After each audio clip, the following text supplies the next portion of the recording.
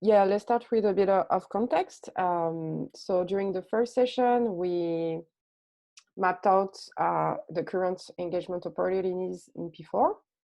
We also imagine like what type of audiences we could address for the challenges feature. So as you know, challenges features came out from the prototypes we did last year.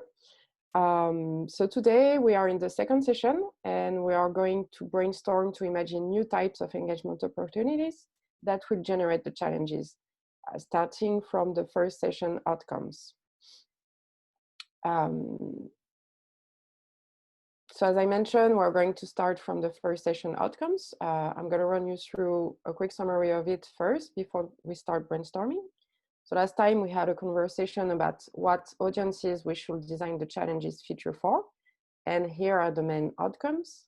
So everybody was quite on the same page to say that we'd like to target a younger audience and more specifically Gen Z.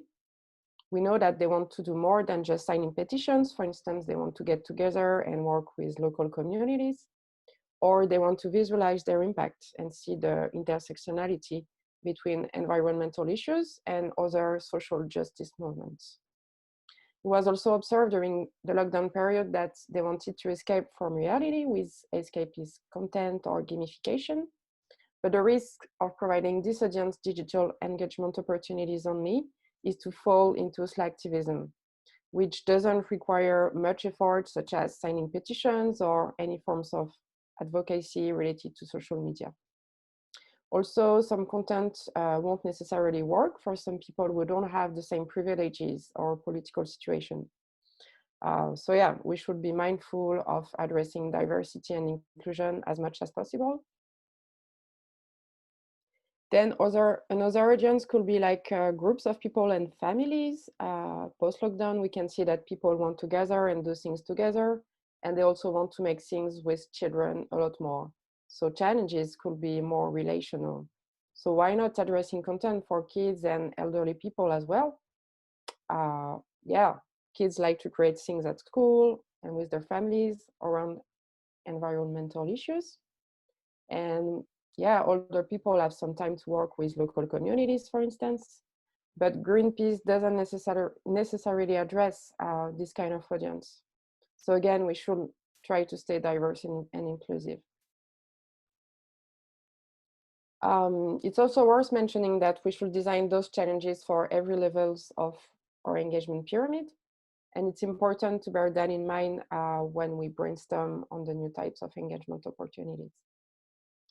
And then during the first session of the co-design, we mapped out the current engagement opportunities in P4. So basically what you can see in the first column are the most common and regular actions that we provide users on our websites. Whereas in the second column, there are more innovative types of actions, but occasionally provided. Yeah, such as submitting a video, a story, rate a target on Google Maps, subscribe to a bot, or host an event. So the future challenges on P4 could be like online or offline activities, global or local, individual or collective.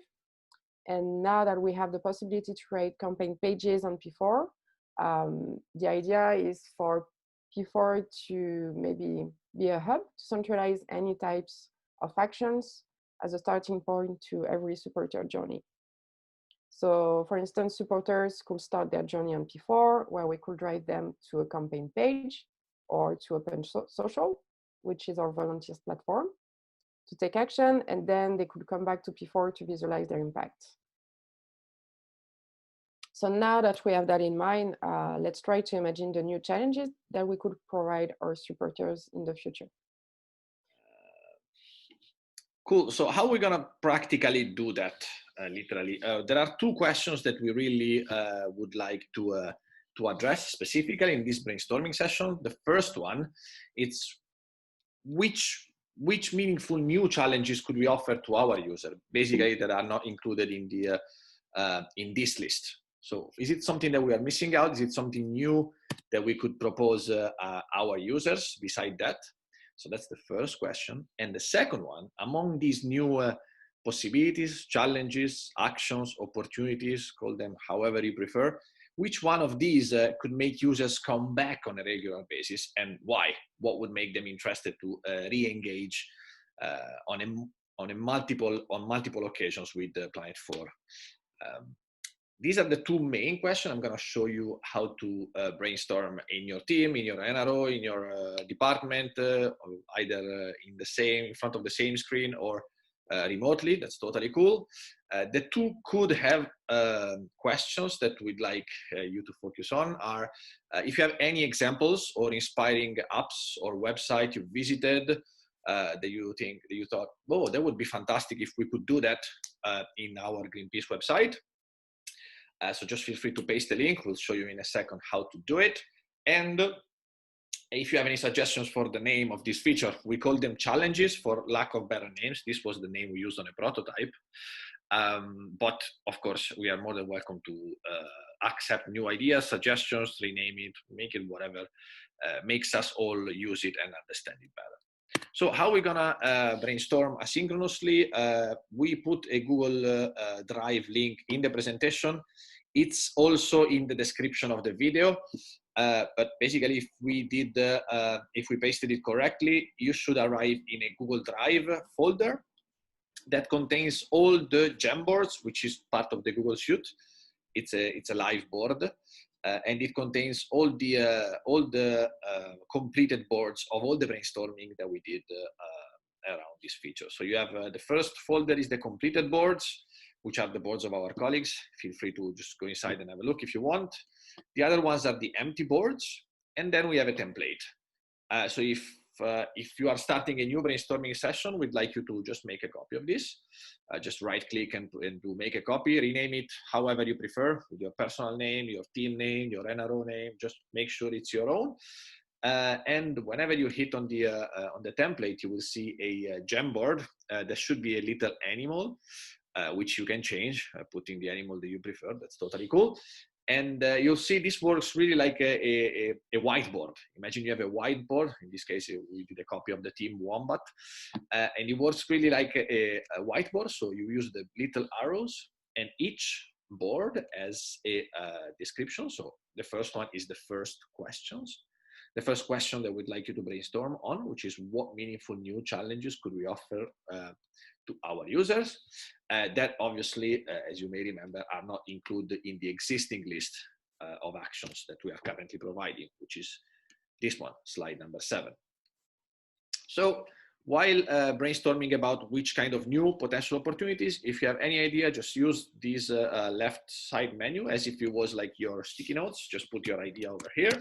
You can put emojis, links, and stuff like that, and just use that to put as many post-it as you want, and brainstorm, discuss with your colleagues, I don't know, propose anything you want to reply to the first must-have question. Use as many colors as you want, emojis, do whatever you want.